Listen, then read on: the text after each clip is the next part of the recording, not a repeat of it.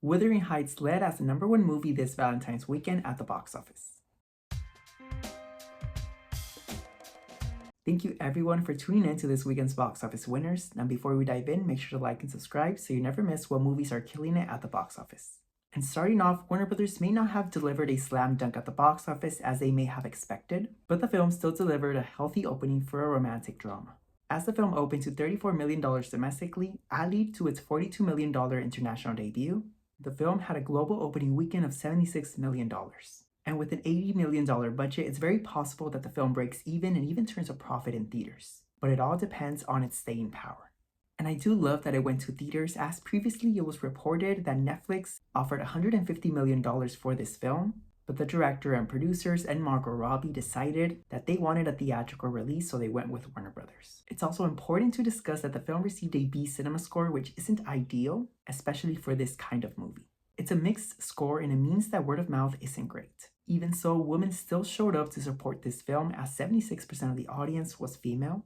However, the film should have worked harder to diversify its audience, as 58% of the audience was Caucasian, 22% Latino/Hispanic, 7% Black, and 7% Asian American. Overall though, it was still moviegoers' first choice this Valentine's weekend, but now let's take a look at the rest of the top 10.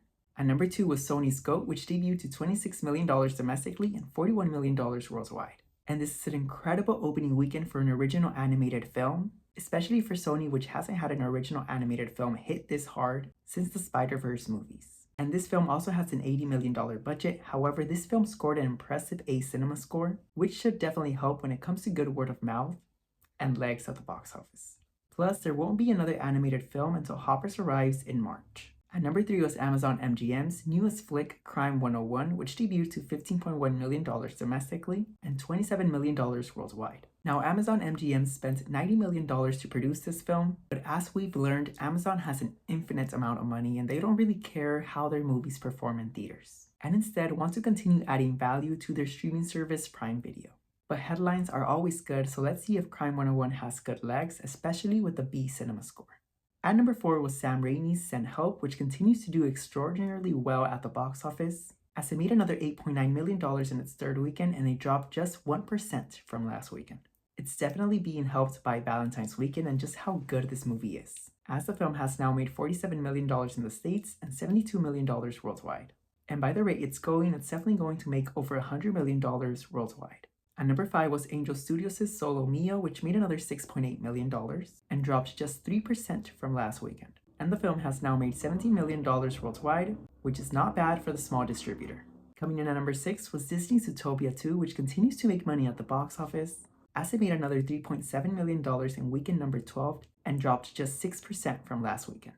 This sequel has now made $419 million domestically and $1.82 billion worldwide, officially settling as the 9th biggest movie of all time. At number 7 was Good Luck, Have Fun, Don't Die, which debuted to $3.6 million.